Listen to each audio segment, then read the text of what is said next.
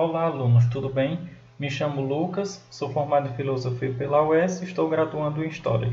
E hoje, na aula de Filosofia, nós vamos falar um pouquinho sobre o período helenístico, ou seja, o período pós-Platão e Sócrates, tá certo? Com a conquista da Grécia.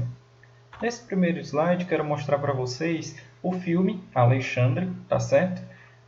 Que vocês devem conhecer, se não, fica a sugestão, tá certo? Então, Alexandre foi exatamente o imperador que conquistou a Grécia lá em 322 com os macedônios, tá certo? Então, esse período que retrata no filme é exatamente o período que caracteriza a interação entre a cultura grega clássica e a cultura dos povos orientais conquistados. E esse processo não foi um processo só de cultura, tá? Cultura no sentido cultural, tá? Mas no sentido de que essa conquista e essa interação também modificou o modo de viver, também modificou o modo do pensamento filosófico, também modificou as esferas entre vida pública e vida privada, tá? A produção filosófica nesse período helenístico corresponde basicamente à continuação das duas escolas, platônica e aristotélica.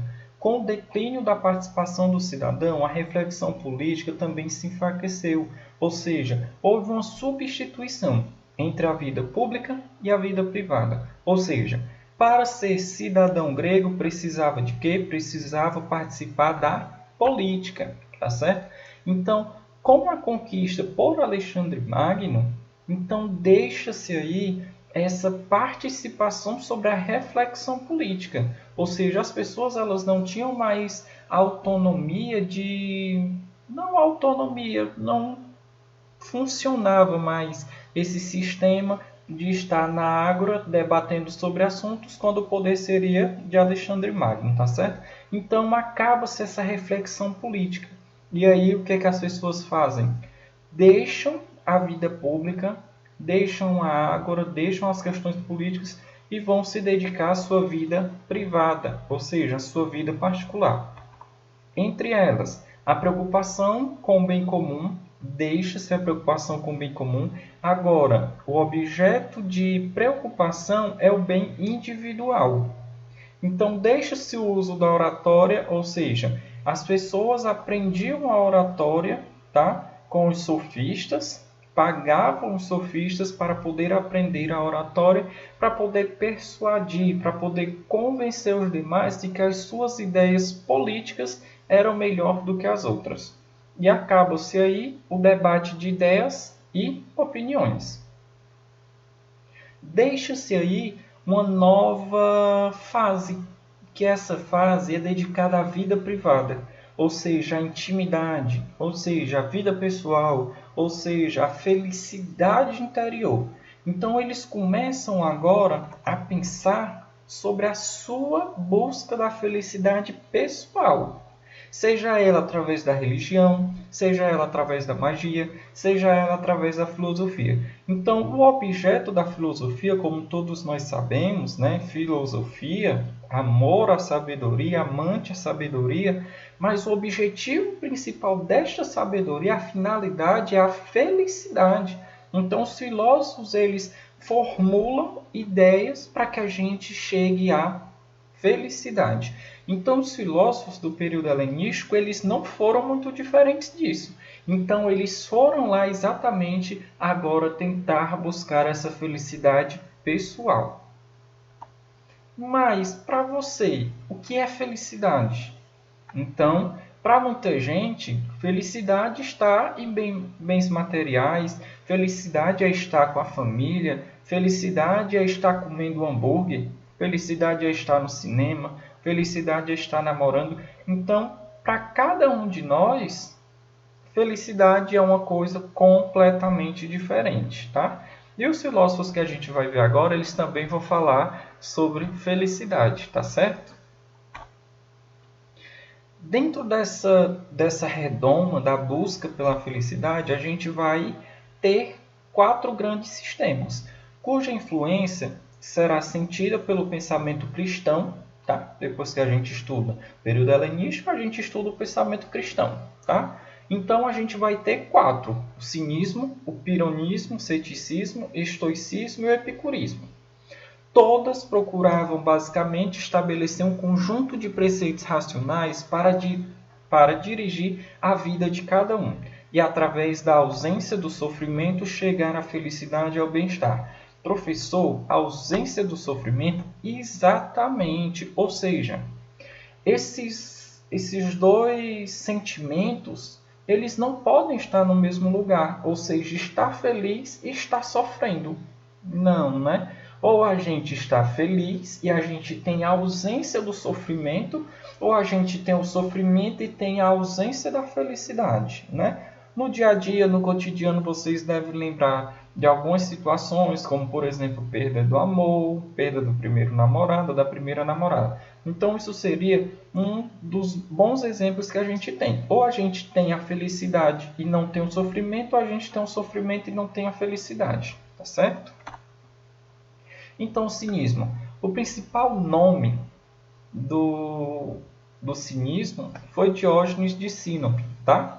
Do grego, kínicos, significa como um cão. Então, cinismo, entre aspas, iria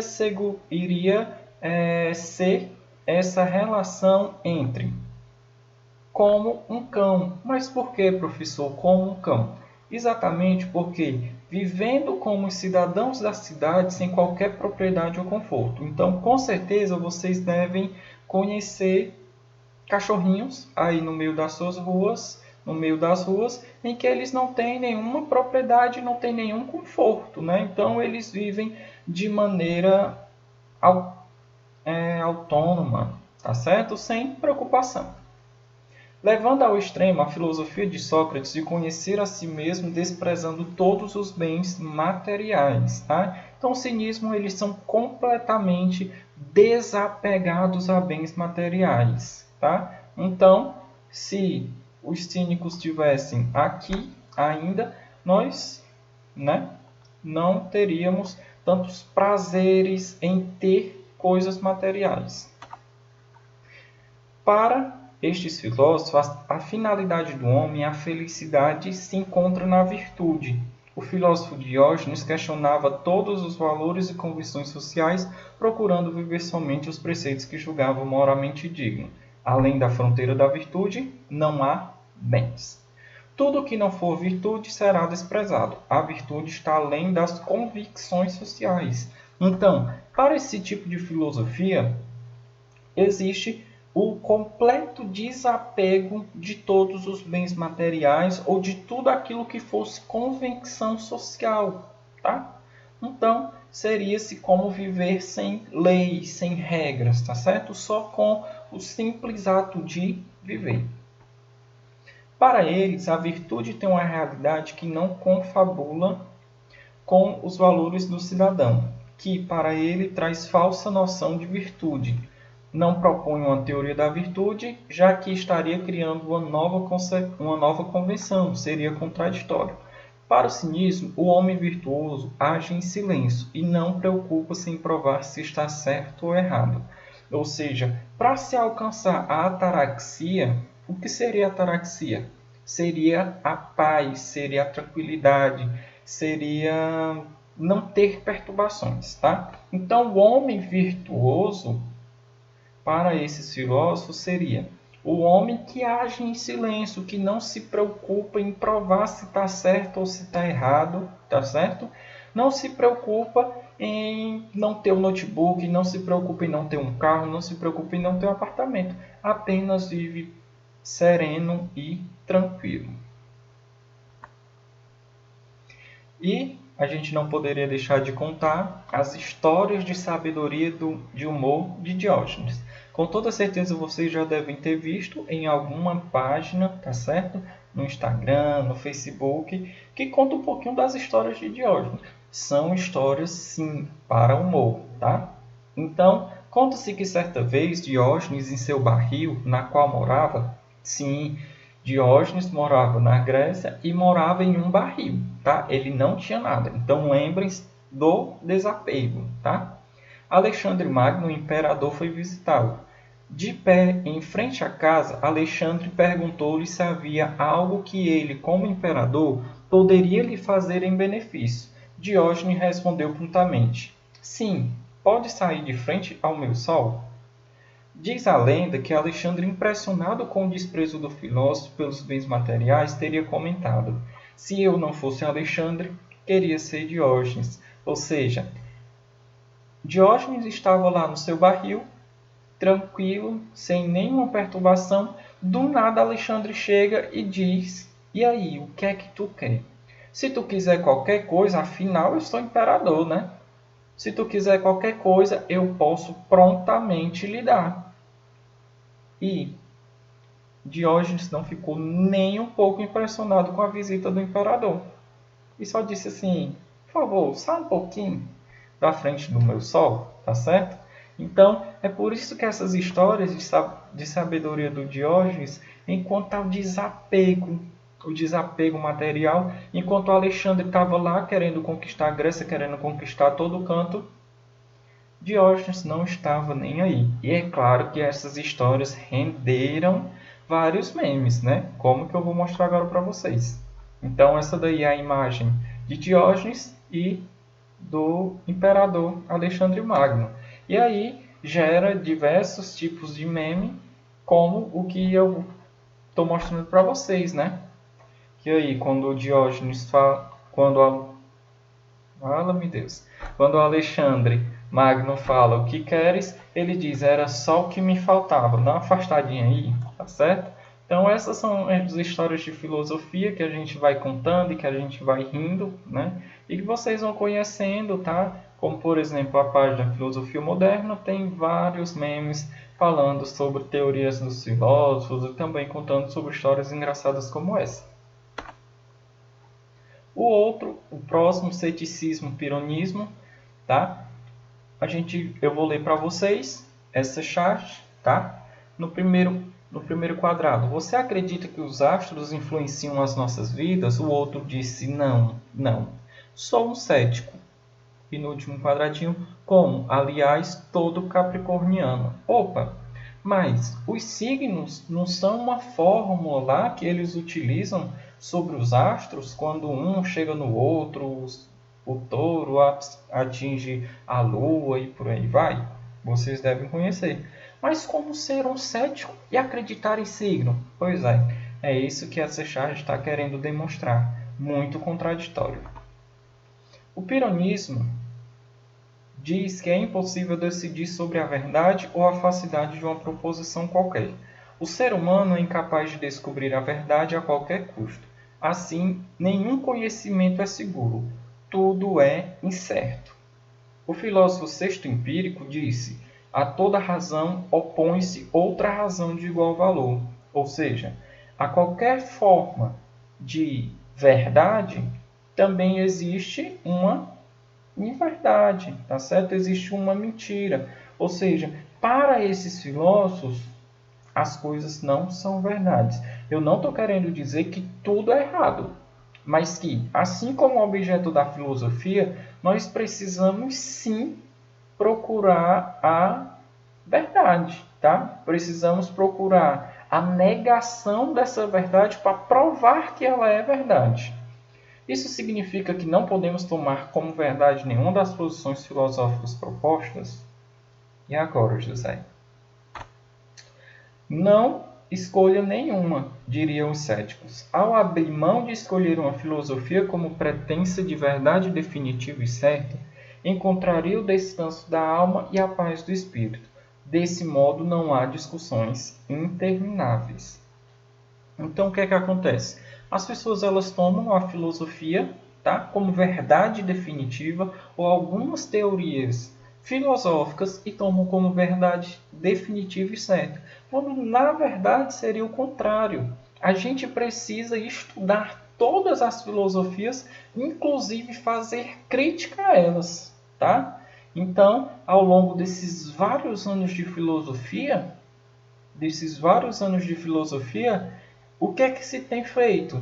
Se tem pegue os textos e se tem colocado críticas, se tem opondo a elas, para que dessa forma a gente não precise ter discussões intermináveis, tá? Se fulano de tal acredita em A e fulano acredita em B, nenhum dos dois vai acabar concordando que A ou B é certo, a não ser que cada um fique com a sua opinião e aí busca da verdade, mas também chega-se a paz e a gente não tem discussões intermináveis, até o momento que você realmente conseguir se opor e achar que a sua teoria ou a sua verdade definitiva realmente estava errada. Cuidado, ser cético não significa não acreditar em nada. Por isso, por si só, já seria um dogmatismo. Não acreditar em nada, gente, isso seria um dogma, tá certo? E os céticos não são isso. Eles acreditam, mas também eles não acreditam em tudo, não acreditam em tudo a primeira vez, tá? E a razoabilidade, não podemos ter a certeza sobre qualquer coisa, mas podemos ter uma ideia razoável de como agir. Ou seja, como nós podemos agir diante de todas essas situações. O epicurismo afirma que, para garantir a ataraxia, é necessária a sensação como critério da verdade e do bem, do prazer. Tá? Portanto, é bom e verdadeiro aquilo que o corpo e a mente traduzem como prazer. Como eu disse para vocês, o que seria felicidade? Então, para Epicuro, felicidade seria aquilo que o teu corpo traduz como prazer. Poderia ser um sanduíche, poderia ser escutar uma boa música, a sensação, tá? Poderia escutar uma boa música, poder ir na praia e ficar vendo o oceano, tá certo? Então, depende de cada um. Mas negar o prazer seria violar sua própria natureza, tá certo? Então todos nós temos prazeres, tá certo? Em música, em videogame, em celular, mas negar o prazer seria negar a natureza humana. Então o epicurismo ele prega que para que a gente tenha ataraxia, para que a gente tenha a paz necessária, nós precisamos do prazer. Sim, mas pregar a moderação dos prazeres e não a sua supressão. Ou seja,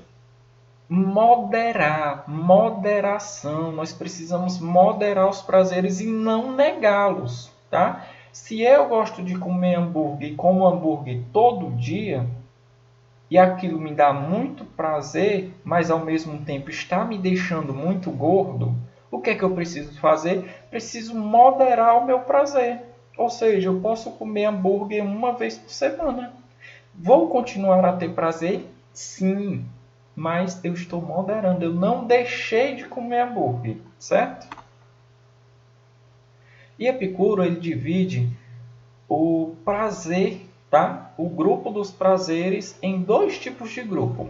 O prazer mais duradouro que encanta o espírito, como por exemplo, a boa conversa, a contemplação, a audição, a música. Ou seja, são prazeres duradouros, tá certo? Que encantam o espírito, tá?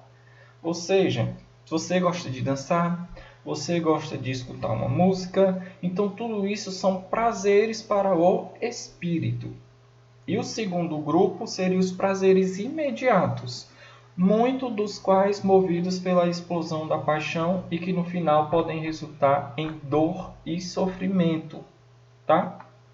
Isso não quer dizer que o primeiro grupo não cause isso, causa também, mas o segundo grupo ele é mais propenso porque ele é imediato.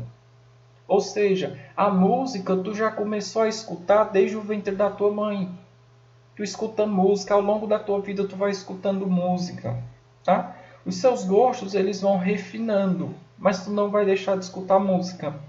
Agora, os prazeres imediatos, a paixão, por exemplo, todo mundo teve uma primeira paixão, não foi? E aí tem gente que continua, permanece com a primeira paixão até o dia de hoje, 20 anos, 30 anos. Mas teve gente que não conseguiu viver aquela primeira paixão. E aí, aquela felicidade, aquela primeira paixão transformou-se em dor e sofrimento, tá certo? Então, Epicuro diz que nós precisamos ter muito cuidado com os prazeres imediatos, nas quais são movidos pelas paixões, e que no final pode resultar em dor e sofrimento. Então, os passos para viver bem, segundo Epicuro, é exatamente esse: ter controle, ter moderação, tá certo? Nas amizades, no dinheiro, na família, na comida, tá? E no mais, agradeço a todos vocês por participarem dessa aula, tá certo? E aí fica o convite para que a gente continue filosofando, para que a gente continue cada vez mais aprendendo os temas filosóficos. No mais, agradeço a todos a participação.